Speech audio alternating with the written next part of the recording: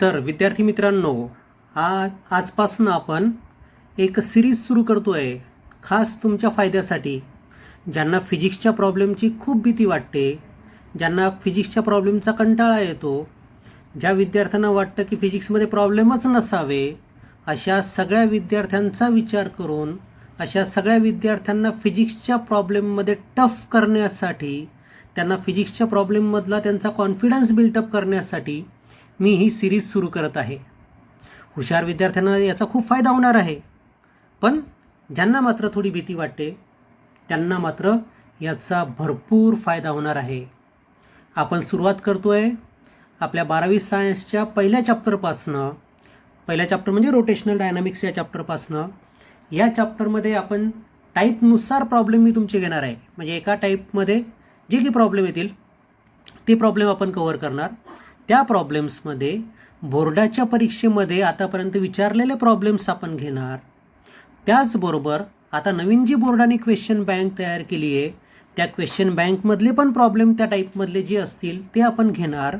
आणि सोबत पुस्तकाच्या मागे जी एक्झरसाइज दिलेली आहे त्या एक्झरसाइजमध्ये पण त्या टॉपिकवर जर एक्झाम्पल्स असतील तर ते एक्झाम्पल्स पण आपण त्या टाईपमध्ये कव्हर करणार आहे. म्हणजे परिपूर्ण प्रॉब्लेम्स त्या एका पर्टिक्युलर टाईपवरचे तुम्हाला मिळतच जातील. त्यामुळे या प्रॉब्लेमचं कलेक्शन करून ठेवणे हे काम तुमचं.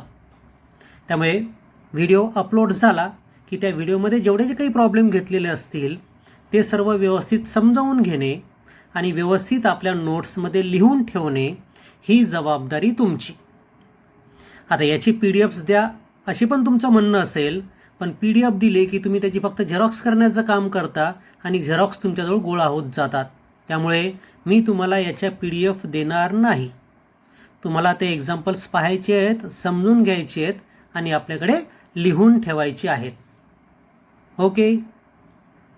रोटेशनल डायनामिक्स या चॅप्टरमधला आता सेकंड टाईप आपण डिस्कस करतो आहे आणि यामध्ये आपण डिस्कस करणार आहेत problems on centripetal acceleration, tangential acceleration and total acceleration.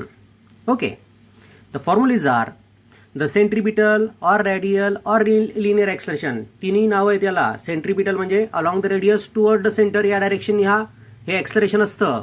along the radius असल्यामुळे याला रॅडियल पण म्हणतात आणि एका सरळ रेषेत असल्यामुळे हे लिनियर ॲक्सलरेशन आहे. ओके, अँड दॅट्स वाय त्याचा फॉर्म्युला आहे AR means radial acceleration is equal to V square by R is equal to R omega square is equal to omega into V. हे तीन फॉर्म्युले लक्षात ठेवा, कारण की याला जर तुम्ही मासने मल्टिप्लाय केलं की तुम्हाला सेंट्रिपिटल फोर्सचे तीन फॉर्म्युले मिळतील. M into A, mass into acceleration म्हणजे फोर्स. सो द फॉर्म्युले for radial acceleration or centripetal acceleration are first is V square by R, second is R omega square and third is omega V. फक्त magnitude आपण विचारात घेतली आहे. Direction जर विचारात घेतली असती तर इथे मायनस साईन अटॅच झाली असती, हे तुम्हाला माहिती आहे.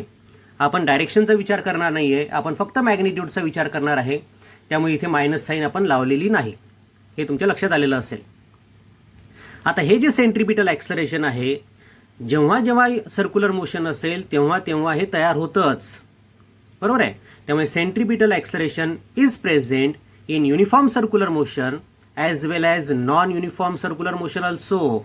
UCMमध्ये पण हे असतं, नॉन UCMमध्ये पण हे असतं. आणि सेंट्रिपिटल फोर्स जर तुम्हाला करायचा असेल तर मास इंटू रॅडियल ॲक्सलरेशन हा फॉर्म्युला तुम्हाला वापरता येईल. ठीक आहे. त्यानंतर second acceleration present in circular motion is tangential acceleration. एक along the radius toward the centre या दिशेने ॲक्सलरेशन असतं, त्याला रॅडियल ॲक्सलरेशन आपण म्हणतो. आणि दुसरं ॲक्सलरेशन असतं टँजेन्शियल दिशेने. केव्हा असतं त्या टँजेन्शियल ॲक्सलरेशन? जेव्हा त्याची व्हेलॉसिटी बदलते त्यावेळेस, व्हेलॉसिटीची मॅग्निट्यूड बदलते त्यावेळेस. म्हणजे लिनियर व्हेलॉसिटीची मॅग्निट्यूड बदलवण्यासाठी रिस्पॉन्सिबल कोण आहे? Tangential acceleration. आणि लिनियर व्हेलॉसिटीची डायरेक्शन बदलवण्यासाठी रिस्पॉन्सिबल कोण आहे? तर रॅडियल ॲक्सलरेशन. दोन्ही पॉईंट लक्षात ठेवा, ऑब्जेक्टिव्हमध्ये येतात ते. आता हे जे टँजेन्शियल ॲक्सलरेशन आहे ते केव्हा तयार होतं? जर व्हेलॉसिटीची मॅग्निट्यूड बदलली तर. आणि व्हेलॉसिटीची मॅग्निट्यूड केव्हा बदलते लिनियर व्हेलॉसिटीची? In non UCM only. So it is present in non-UCM only. And formula for tangential acceleration is R alpha. R means radius of the circular path and alpha is angular acceleration of that motion. पण हे tangential acceleration मात्र UCMमध्ये नसतं, कारण की UCMमध्ये वेलॉसिटीची magnitude बदलत नाही, linear वेलॉसिटीची बोलतोय मी. And the third formula, the total acceleration is vector sum of radial and tangential acceleration. आता आपल्याला टोटल लिनियर ॲक्सलरेशन जर काढायचं असेल सर्क्युलर मोशनमधलं, तर सर्क्युलर मोशनमध्ये 2 ॲक्सलरेशन असतात, एक रॅडियल अलॉंग द रेडियस आणि दुसरं टँजेन्शियल, टँजेंटच्या डायरेक्शननी. त्यामुळे या दोघांचं जर आपल्याला टोटल काढायचं असेल तर आपल्याला दोघांची वेक्टर सम करावं लागेल. So total linear acceleration is equal to vector sum. बघा दोघांच्या डोक्यावर बार दाखवलाय मी, म्हणजे याचा अर्थ मी मॅग्नेट्यूड आणि डायरेक्शन दोघांचा विचार करतोय. So radial acceleration plus tangential acceleration. आणि जर मॅग्नेट्यूडचा तुम्ही विचार केला तर total acceleration is equal to square रूटमध्ये square of magnitude of radial acceleration plus square of magnitude of tangential acceleration. तिथे ARचा फॉर्म्युला आपण टाकू शकतो, ATचा फॉर्म्युला एकच आहे, आर अल्फा. त्यामुळे हे फॉर्म्युले तयार होतात टोटल लिनियर ॲक्सलरेशनसाठी. पण साहजिकच आहे, टोटल लिनियर ॲक्सलरेशन हे कोणत्या मोशनमध्ये असेल, UCMमध्ये पण असतं, नॉन UCMमध्ये पण असतं. पण UCMमध्ये टँजेन्शियल ॲक्सलरेशन अब्सेंट असतं, म्हणजे UCMमध्ये फक्त रॅडियल ॲक्सलरेशन असतं. म्हणजे UCMमधलं टोटल ॲक्सलरेशन म्हणजे रॅडियल ॲक्सलरेशन. पॉईंट लक्षात ठेवा, UCMमधलं टोटल ॲक्सलरेशन म्हणजे रॅडियल ॲक्सलरेशन. पण नॉन UCMमध्ये मात्र 2 ॲक्सलरेशन्स असतात, रॅडियल आणि टँजेन्शियल पण. त्यामुळे नॉन UCMमधलं टोटल ॲक्सलरेशन म्हणजेच vector sum of radial and tangential acceleration. Point व्यवस्थित लक्षात ठेवा. हे सगळे फॉर्म्युले आपल्याला आता वापरायचे आहेत आणि या वेगवेगळ्या फॉर्म्युल्यांवरचे एक्झाम्पल्स आपण सोडवतोय. या एक्झाम्पल्समध्ये पुस्तकामधले पण एक्झाम्पल्स असतील, क्वेश्चन बँकमधले पण असतील आणि बोर्डाच्या पेपरमध्ये विचारलेले पण एक्झाम्पल्स असतील. हे मी तुम्हाला पहिलेच क्लिअर केलेलं आहे. त्यामुळे टोटल सगळे प्रकार आपण या ठिकाणी कव्हर करण्याचा प्रयत्न करतोय. आता जवळपास प्रत्येक एक्झाम्पलमध्ये 3-3 एक्झाम्पल्स कव्हर केल्या गेलेले आहेत. त्यामुळे संख्या तुम्हाला 4-5च दिसेल त्याच्यामध्ये, पण प्रत्येक एक्झाम्पलमध्ये 3-3 आहेत. बघा काय म्हटलं आहे, a car of mass 2000 kilogram rounds a curve of radius 250 metre. एक कार आहे, त्या कारचं मास आपल्याला दिलं आहे 2000 किलोग्रॅम आणि ही एका कर्ववरनं चालली आहे. 250 मीटर त्या कर्वची रेडियस आहे, म्हणजे सर्क्युलर पाथ ती फॉलो करत आहे, की ज्या सर्क्युलर पाथची रेडियस 250 मीटर आहे आणि त्याचं मास 2000 किलोग्रॅम आहे.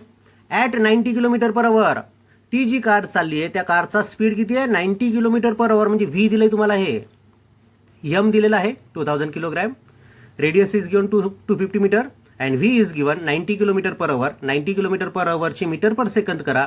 किलोमीटर पर आवरचं कन्व्हर्शन मीटर पर सेकंदमध्ये करण्यासाठी 5/18 मल्टिप्लाय करावं लागतं, हे आपल्याला माहिती आहे. मल्टिप्लाय केलं तर आपल्याला मिळालं 25 metre per second. Compute its, आता आपल्याला काय काय शोधायचं आहे, कॉम्प्युट इट्स अँग्युलर स्पीड, म्हणजे आपल्याला अँग्युलर स्पीड शोधायचं आहे त्या कारचा, सेंट्रिपिटल ॲक्सलरेशन पण शोधायचं आहे आणि सेंट्रिपिटल फोर्स पण शोधायचं आहे. अँग्युलर स्पीड म्हणजे ओमेगा काढायचं आहे, सेंट्रिपिटल ॲक्सलरेशन म्हणजे AR काढायचं आहे आणि सेंट्रिपिटल फोर्स म्हणजे F आपल्याला शोधायचं आहे. मग आता आपण एक एक पार्ट सोडवत जाऊया. पहिले आपण सोडवतोय अँग्युलर स्पीड. आता अँग्युलर स्पीड म्हणजे ओमेगा. ओमेगा आपल्याला दिलेलं काय काय, यम दिलं आहे, आर दिलं आहे, व्ही दिलं आहे. मग आता व्ही आणि आर जर दिलेले आहेत तर आपल्याला ओमेगा काढता येतो. का बरं काढता येतो, कारण की ओमेगाचा फॉर्म्युला असतो V/R. So put the formula, omega is equal V/R. V is 25 metre per second, R is 250 metre. So 25/250 means 1/10 means 0.1 radian per second. ही झाली अँग्युलर स्पीड त्या कारचा. त्याच प्रकारे सेंट्रिपिटल ॲक्सलरेशन काढायचं आहे आपल्याला कारचं. मग सेंट्रिपिटल ॲक्सलरेशनचे 3 फॉर्म्युले माहिती आपल्याला. एक आहे R ओमेगा स्क्वेअर, तो वापरला तरी चालतो कारण की आर पण माहिती आहे, ओमेगा पण माहिती आहे. दुसरा आहे V²/R, हा पण वापरला चालतो कारण की व्ही पण माहिती आहे, आर पण माहिती आहे. आणि ओमेगा व्ही हा तिसरा फॉर्म्युला आहे. ओमेगा पण माहिती आहे, व्ही पण माहिती आहे, त्यामुळे तिन्ही फॉर्म्युल्यांनी तुम्ही सोडवू शकता. मी फॉर्म्युला वापरतो V²/R. So V²/R, V is 25, so 25 × 25 upon R is 250. So 1/10, so 25/10 means 2.5 metre per second square. आता इथे लॉकचे कॅल्क्युलेशन करण्याची आवश्यकता नाही, साधी तोंडी कॅल्क्युलेशन्स आहेत. तोंडी कॅल्क्युलेशन असतील तर डायरेक्ट केलं तर चालतात, पण जिथे मात्र लॉकचे कॅल्क्युलेशन्स आहेत तिथे लॉकचे कॅल्क्युलेशन तुम्हाला करायचेच आहेच. या साईडला तिसरा पार्ट होता त्यातला सेंट्रिपिटल फोर्स काढणे. मग सेंट्रिपिटल फोर्स काढण्यासाठी काय formula, F is mass into centripetal acceleration. Mass into centripetal acceleration, mass is 2000 kilogram and centripetal acceleration is 2.5. So 2000 × 2.5 so it is 5000 आणि युनिट असेल न्यूटन, कारण की आपण फोर्स शोधतोय. अशा प्रकारे आपण तीनही पार्ट त्या एक्झाम्पलचे सोडवलेत. ओके, ॲन्सर तिन्ही एकत्र करून तुम्हाला लिहायचं आहे. मी लिहिलेलं नाही, या टाईपमध्ये मी ॲन्सर लिहिलेले नाही आहेत. तुम्हाला स्वतः शब्दामध्ये ॲन्सर्स मांडायचे आहेत, हे लक्षात ठेवा. द सेकंड एक्झाम्पल इज, काय म्हटलं पहा, a body of mass 2 kilogram is tied to the free end of the string. एक 2 किलोग्रॅम मास असणारी बॉडी आपण एका दोऱ्याच्या टोकाला बांधलेली आहे. स्ट्रिंग ऑफ लेंथ 1.5 मीटर, त्या दोऱ्याची लेंथ दिली आपल्याला 1.5 metre. And it is revolve along a horizontal circle with other end fix. आणि त्या दोऱ्याला आपण हॉरिझॉन्टल सर्कलमध्ये फिरवलं, दोऱ्याला म्हणजेच त्या बॉडीला. आता इथे लक्ष ठेवा, त्या बॉडीला बांधण्यासाठी काही दोरा वापरला गेला तर तो किती वापरला गेला आणि काय वापरला गेला याचा विचार नाही करायचा. जी लेंथ दिलेली आहे ती म्हणजे त्या सर्कलची रेडियस घ्यायची. नाही तर कोणी जण विचार करायला लागेल की मग त्या दोऱ्याला, त्या दगडाला बांधायला किंवा त्या बॉडीला बांधायला काही दोरा वापरला जाईल, मग त्या दोऱ्याची लेंथ कमी होईल, मग ती 1.5 घ्यायची की 1.4 घ्यायची की 1.3 घ्यायची याचा विचार नाही करायचा. जी दिली ती लेंथ म्हणजेच त्या सर्कलची रेडियस. मास 2 किलोग्रॅम, सर्कलची radius 1.5 metre. The body makes 300 RPM. ती बॉडी मात्र 300 RPM करत आहे. म्हणजे त्या बॉडीची फ्रिक्वेन्सी तुम्हाला दिलेली आहे. RPM म्हणजे revolution per minute, 300 is given. Calculate linear velocity, त्या बॉडीची लिनियर वेलॉसिटी किती असेल, सेंट्रिपिटल ॲक्सलरेशन किती असेल आणि त्याच्यावर किती फोर्स ॲक्ट होईल ते आपल्याला विचारलेलं आहे. आणि हे एक्झाम्पल विचारलं आहे बोर्डच्या परीक्षेमध्ये मार्च 1993 मध्ये. ओके, बघा आता काय काय दिलेलं आहे. Mass of the body is given 2 kilogram. त्या दोऱ्याची लेंथ 1.5 मीटर म्हणजे सर्कलची रेडियस 1.5 मीटर. कोणत्या फ्रिक्वेन्सीने फिरत आहे, 300 RPM. So N is 300 RPM. RPMचे RPS करा. RPMचे RPS करण्यासाठी काय करावं लागतं, 60ने डिवाइड करावं लागतं. So 300/60 means 5 RPS. म्हणजे एका सेकंदामध्ये 5 रिव्होल्यूशन ती करेल, म्हणजे एका मिनिटामध्ये 300 रिव्होल्यूशन ती बॉडी करेल. आपल्याला त्या बॉडीचा लिनियर स्पीड काढायचा म्हणजे व्ही काढायचा आहे, सेंट्रिपिटल ॲक्सलरेशन काढायचं म्हणजे AR काढायचं आहे, आणि त्याच्यावर ॲक्ट होणारा फोर्स काढायचा आहे म्हणजे F काढायचा आहे. ओके, एक एक पार्ट आपण सोडूया. पहिले आपण लिनियर वेलॉसिटी काढूया. लिनियर वेलॉसिटी काढण्यासाठी V is equal to R omega formula आपल्याला माहिती आहे. हे रिलेशन आहे लिनियर वेलॉसिटी आणि अँग्युलर वेलॉसिटीमधलं, हे आपल्याला माहितीच आहे. पण आता इथे आपल्याला ओमेगा न देता फ्रिक्वेन्सी दिलेली आहे. पण ओमेगाला आपल्याला फ्रिक्वेन्सीमध्ये कन्वर्ट करता येतं. कसं, तर ओमेगा म्हणजेच 2πn. सो वेलॉसिटी म्हणजे लिनियर वेलॉसिटीचा फॉर्म्युला आहे आर ओमेगा म्हणजेच R × 2πn. व्हॅल्यूज प्लेस करा. R आहे 1.5, 2 पाय मीन्स 3.142 आणि n means 5. So it is 5 2 10, 10 × 1.5 means 15, 15 × 3.142. सरळ सरळ गुणाकार आहे साधा. त्या आन्सर मिळतं आपल्याला 47.130 मीटर पर सेकंद. हा झाला त्याचा लिनियर स्पीड. नंतर आपण शोधूया सेंट्रिपिटल ॲक्सलरेशन. सेंट्रिपिटल ॲक्सलरेशन काढण्यासाठी आपल्याजवळ वेगवेगळे फॉर्म्युले आहेत. So AR is equal to V²/R. हा फॉर्म्युला मी वापरला. V² म्हणजेच 47.130 × 47.130 अपॉन 1.5. याला मी लॉगच्या सहाय्याने सॉल्व केलं. 47.3चा लॉग येतो 1.6749. पुन्हा 47.13 आहे म्हणून पुन्हा 47.13चा लॉग घेतला 1.6749. दोघांचं ॲडिशन केलं, त्या ॲडिशनला 3.3498. त्याच्यामधनं डिनॉमिनेटरचा लॉग म्हणजे 1.5चा लॉग सबट्रॅक्ट केला म्हणजे 0.1761 याच्यातनं सबट्रॅक्ट केलं. सबट्रॅक्शन आलं 3.1737. त्याचा अँटीलॉग घेतला, अँटीलॉग आला 1491. So radial acceleration is 1491 metre per second square. हा झाला त्यातला नंतरचा पार्ट. आपल्याला सेंट्रिपिटल ॲक्सलरेशन काढायचं होतं. त्यानंतर फोर्स पण आपल्याला त्याच्यावरचा काढायचा आहे. साहजिकच आहे, सर्क्युलर मोशन आहे. सर्क्युलर मोशन असल्यामुळे त्याच्यावर सेंट्रिपिटल फोर्स ॲक्ट होणार आहे किंवा सेंट्रिफ्युगल फोर्स ॲक्ट होणार आहे असं म्हटलं तरी चालतं. And it is mv²/r. V²/r ची किंमत आपल्याजवळ आहे 1491 म्हणजे m × AR. m is 2 kilogram. So 2 × 1491. So it is 2982 Newton. अशा प्रकारे सेंट्रिपिटल फोर्स आपल्याला मिळाला. आता हे तीन सगळे आन्सर एकत्र करून शब्दामध्ये लिहायचे आणि ते तुम्ही लिहिणार आहात. मागच्या दोनही एक्झाम्पलमध्ये 3 एक्झाम्पल आपण एकत्र केले होते. या एक्झाम्पलमध्ये मात्र 6 एक्झाम्पल्स आपण एकत्र केलेत. पहा, the length of our hand of a wrist watch is 1.5 centimetre. घड्याळाचा तास काटा आहे. Hour hand of a clock means तास काटा घड्याळाचा. त्याची लेंथ दिली आपल्याला 1.5 centimetre.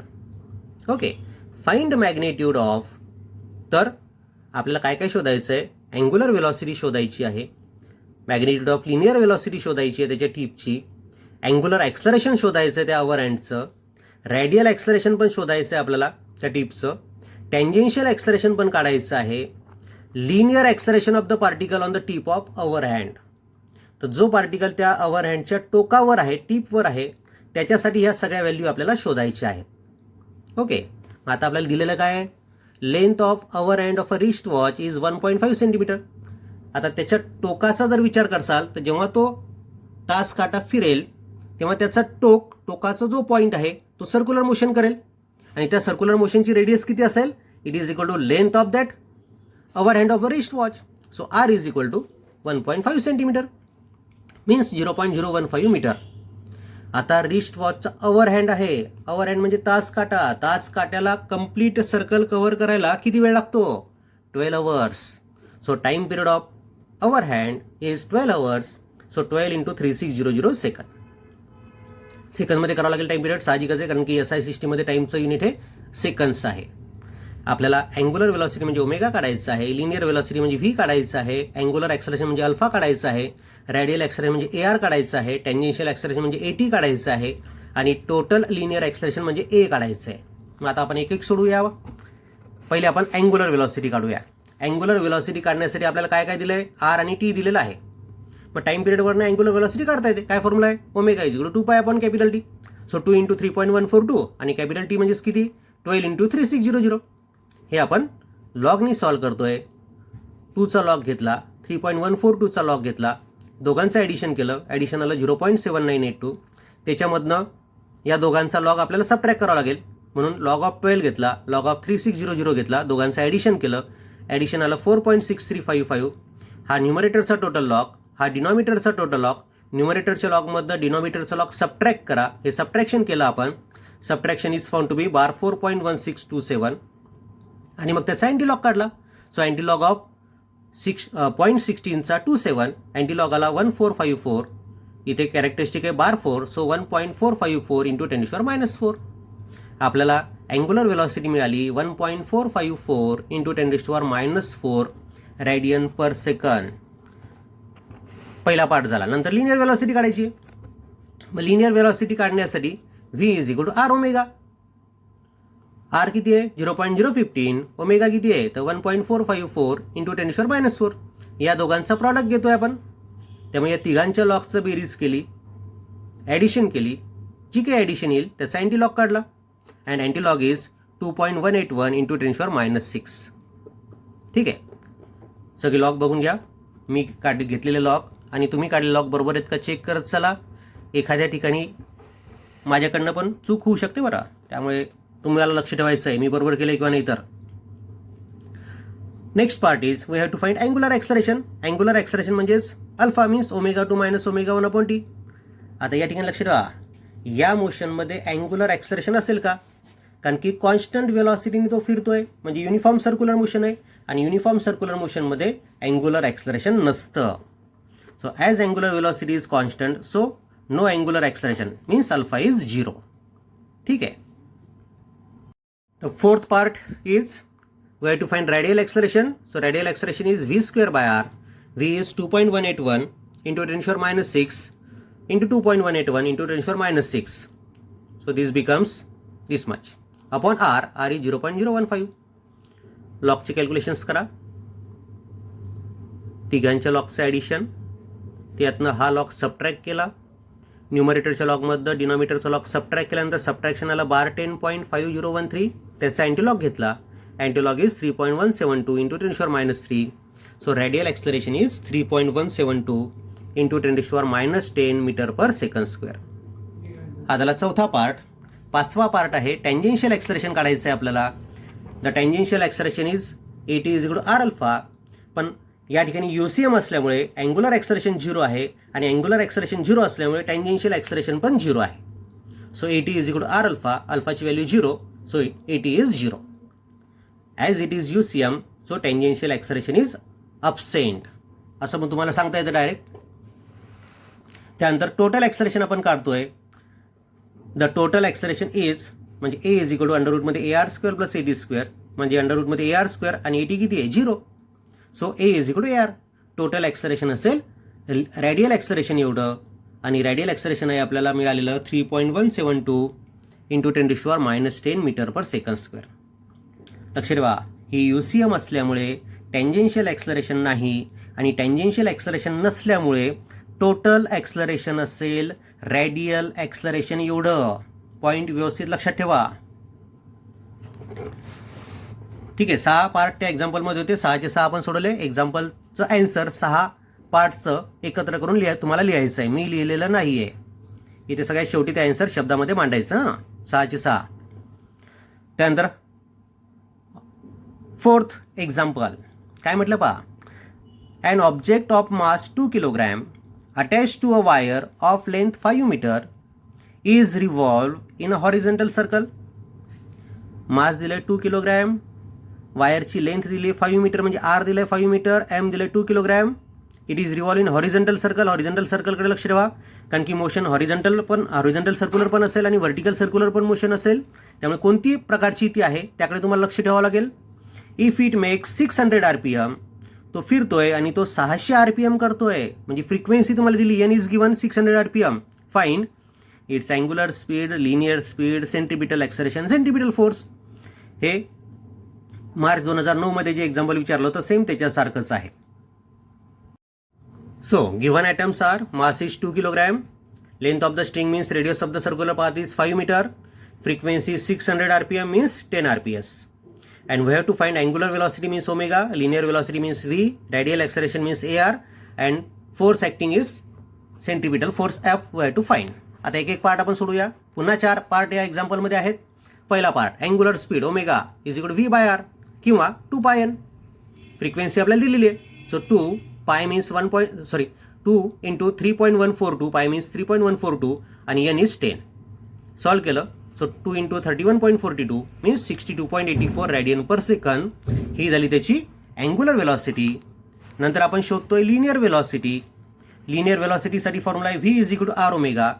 r is 5, omega is 62.84, so it is 314.2 metre per second.